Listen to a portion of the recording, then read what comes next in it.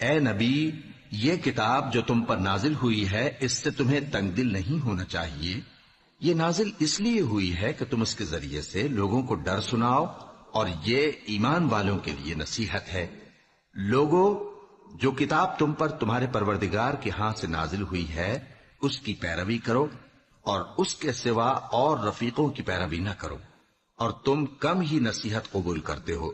اور کتنی ہی بستیاں ہیں کہ ہم نے تباہ کر ڈالی، جن پر ہمارا عذاب یا تو رات میں آتا تھا جبکہ وہ سوتے تھے، یا دن کو جب وہ قیلولہ یعنی دوپہر کو آرام کرتے تھے، تو جس وقت ان پر عذاب آتا تھا ان کے منہ سے یہی نکلتا تھا